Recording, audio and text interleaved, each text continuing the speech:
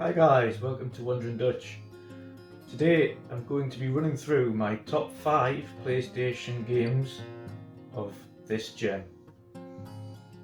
First of all, we'll start at number 5. So for number 5, I have chosen Days Gone. So Days Gone to me was a fresh approach at the zombie survival genre, with a lot of emphasis on the story, single player driven as opposed to some of the zombie games we've had before. Of course, not including Resident Evil. This was an open world take on the game, with hordes that you can fight, but strategically. You also had to think about when you wanted to do, when you wanted to attack the hordes, when you wanted to skirt around the hordes or maneuver away from them. You also had to think about what the inventory was looking like, whether or not you had the right equipment to take on a horde. Secondly, the story.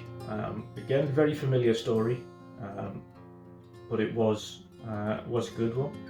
I'm still playing through the game as we speak now, but there's a lot of big first-party titles, and I have ADHD, so I will chop and change between them.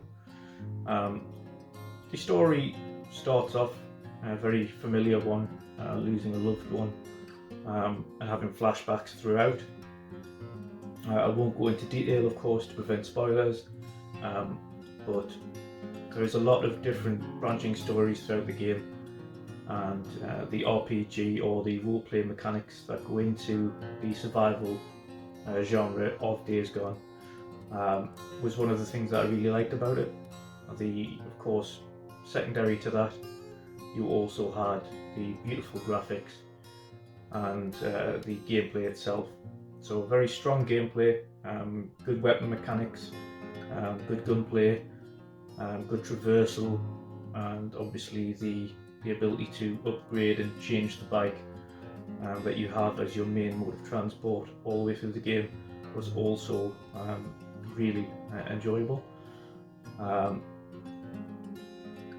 Overall, it fit nicely into my top 5. Next up, number 4. So this one might be a little bit controversial on my list, considering I'm a huge fan of the franchise. But number 4 for me is Final Fantasy VII Remake. Now, we know this is coming to other platforms in the next year or so. However, up until now, it is an exclusive, so I will count it as that for PlayStation. Final Fantasy VII Remake is controversially not the full game on the first part. So the first part of Final Fantasy Remake was centered around an expanded portion of the Midgard section of Final Fantasy VII. However, the combat, the graphics, the gameplay, the story being expanded were all very, very worthwhile. To me, the gameplay felt very much like Final Fantasy 15, and again slightly expanded, which was good because I really enjoyed Final Fantasy 15. It was one of my top games of last gen. I would love to see more of this universe expanded, more of the Final Fantasy VII universe expanded, but quickly. Of course, I don't want to be waiting around years upon years for the next part of the story we're all very familiar with. However, like I say, that said, it is number 4 in my list. The combat is enjoyable, the graphics and the cutscenes are beautiful, the gameplay itself is great. There's a lot more loot, there's a lot more side quests to undertake. So yes, fits nicely into number 4.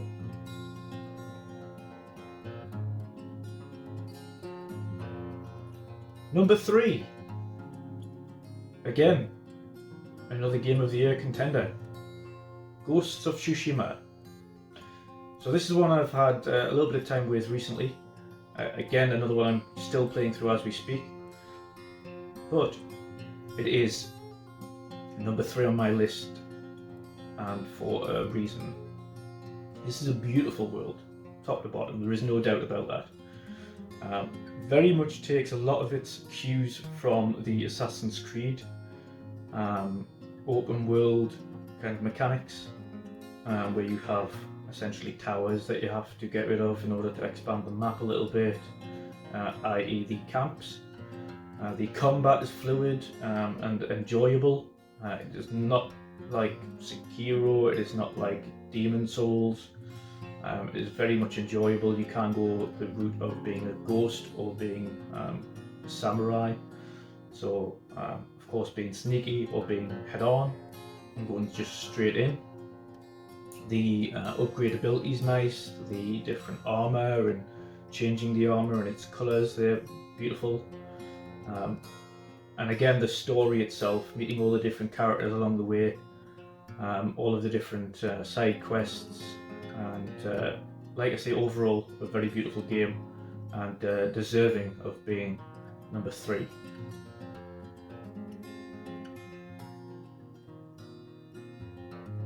Number 2. So number 2, Horizon Zero Dawn. Again, another open world game, however something we haven't seen before. So a large open world game set what feels like in the past, but very much in the future, where civilization has had to begin anew as robot creatures, animals, dinosaurs, birds, you name it, have taken over the land due to an infection in the machinery. Zero Dawn, being the title of the game, is what they class as essentially Doomsday, where life began anew. The game from start to finish is very enjoyable. The overall combat mechanics, the customizability, again, of not only the combat, the weaponry, but also the armor, but also looking at the different types of ammunition you can use for everything, the upgradability, the traversal, the abundance of different creatures you have to fight, different characters you meet, the different storylines and side quests you can do. The world map is beautiful again, the different scenery, the different areas are beautiful, and the story is good. The story is good. There are some slow parts in sections, but this game did stick with me, and every now and again I jump back onto it and go on through just to fight a few more creatures or see what else I can get into. Sometimes it can get a real pain in the arse when you're fighting against some of the larger, more dominant creatures with multiple weapons, and you have to run, jump, fire, lay traps. You name it, it's enjoyable, but it is rewarding. And that was number 2, very well deserving, Horizon Zero Dawn.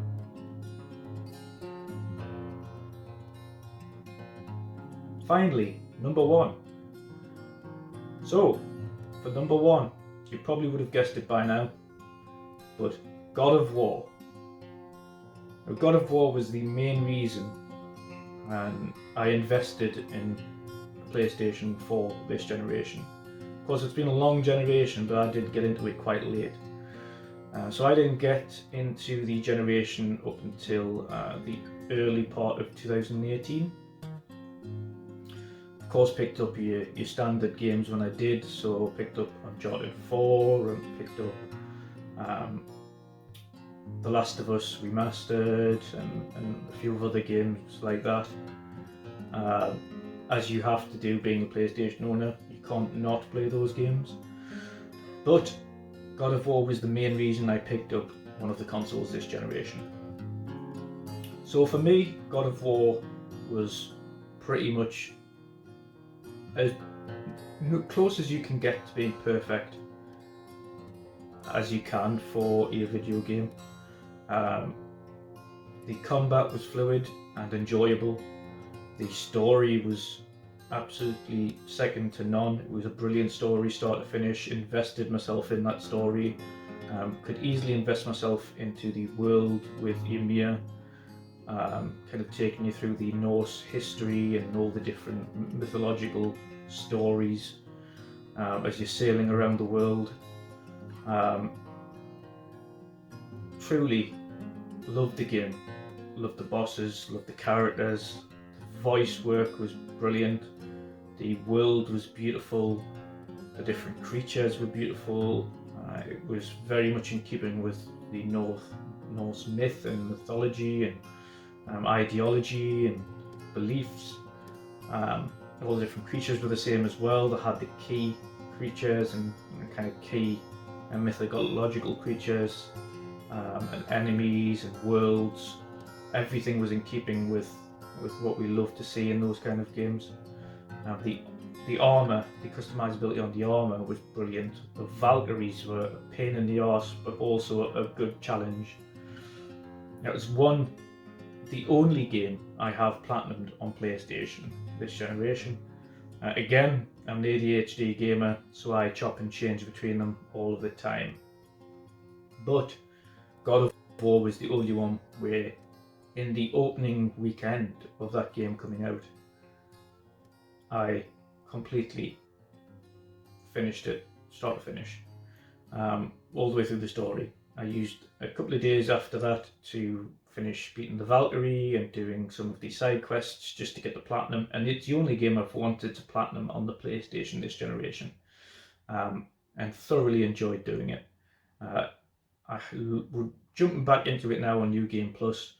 I'm also going to pause that because it is now completely compatible with the PlayStation 5. So when I get the PlayStation 5, I'll be jumping back on it there, and hopefully it takes advantage of some of the added benefits of the new console. But there we go, my top 5 list. So number 5, Days Gone. Number 4, Final Fantasy VII Remake. Number 3, Ghost of Tsushima. Number 2, Horizon Zero Dawn. And finally, my number 1 for the 8th gen of PlayStation, or should I say 8th generation, not the 8th gen of PlayStation, but the 8th generation, so PlayStation 4, was God of War, number 1. I hope you've enjoyed this. I'd love to see what your lists are below. What are your top 5 games for PlayStation 4 for this generation? And I will see you next time for the Xbox top 5 of the generation. Thank you for joining me. Don't forget to like, subscribe, leave a comment down below, and hit the notification bell to be notified when we have new videos, and catch us on our live stream podcast every Wednesday at 8 PM GMT, 3 PM EST, and 12 PM PDT for the Mix Up Midweek podcast. Enjoy, guys, and I'll see you soon.